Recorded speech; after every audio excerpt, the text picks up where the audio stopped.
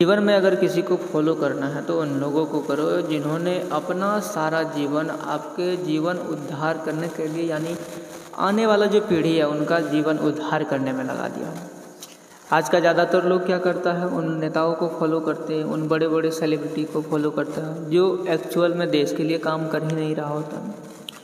ज़्यादातर या तो बिजनेस के लिए काम करता है या तो खुद के फायदे के लिए, लोग इन्हीं को जानते हैं। जबकि गांधी जैसे लोग जो अहिंसा से आज़ादी के लिए लड़ा, बड़े बड़े आंदोलन का हिस्सा रहा, उन्होंने कभी गोली बंदूक नहीं उठाया, अहिंसा से उन्होंने हर आज़ादी की लड़ाई लड़ा।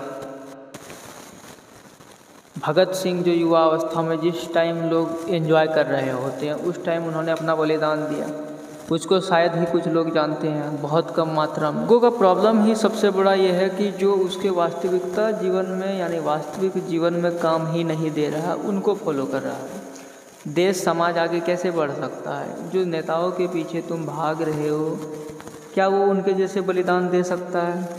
नेताजी सुभाष चंद्र बोस आज़ाद हिंद फौज बनाकर हमारी स्वतंत्रता के लिए लड़ाई किया, उसका जान भी चला गया, उन्होंने अपना बलिदान भी दे दिया हमारी आज़ादी के लिए। और भी बहुत सारे महान आत्मा हैं जो हमारे लिए अपना बलिदान दे दिया, पूरा जीवन समर्पण कर दिया कि हमारे आगे वाला आने वाला पीढ़ी सुरक्षित रहे, सही तरीके से जिए।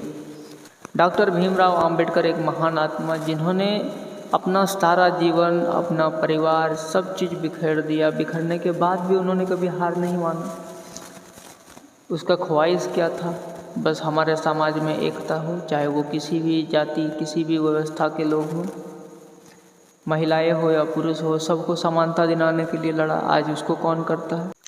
आधे से ज़्यादा लोग कंट्रोवर्सी में लेते हैं, या तो उनके पूर्वज उनके कान भरे होते हैं कि ये ऐसे थे वो से, तो उन्होंने खुद से कभी रिसर्च ही नहीं किया होता कि हम जो आज आज़ादी से लड़ रहे हैं वो किसके चलते लड़ रहे हैं, किसके चलते रह रहे हैं। किसी भी देश को चलाने के लिए जो सबसे टॉप लेवल पर काम करना पड़ता है, वहाँ वो उन्होंने काम किया, वो भी इतनी आसानी से नहीं। उनके जगह अगर कोई दूसरा होता तो शायद कभी कर भी नहीं पाता। अपना सर्व जीवन उन्होंने बलिदान में दे दिया, उनके बच्चे मरे, उनकी पत्नी मरी, सारे कुछ दाव पे लगाने के बाद उन्होंने ये चीज़ें नहीं छोड़ा कि हमारा समाज फिर से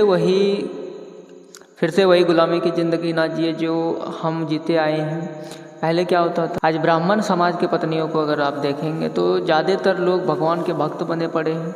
उनको ये पता ही नहीं कि अगर ये आम्बेडकर ना होते तो शायद वो घर के चूल्हा चौखट करने में भी व्यस्त रहते हैं, वो कभी अपने समाज से, घर से बाहर निकल ही नहीं पाते।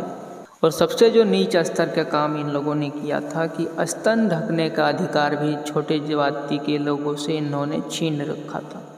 आज के समय में अगर उसको गलत बोलते हो तो खुद अपने किसी परिवार के एक सदस्य को इस हालत में मन में एक बार फील करके देखो, शायद आपको ये चीज़ें समझ में आ जाएगा कि क्या पीड़ा होता होगा जब हम अपने परिवार के लोगों को इस हालत में देखते हैं, निर्वस्त्र देखते हैं, जबकि सबके सामने उसको चलना पड़ता था उस हालत में।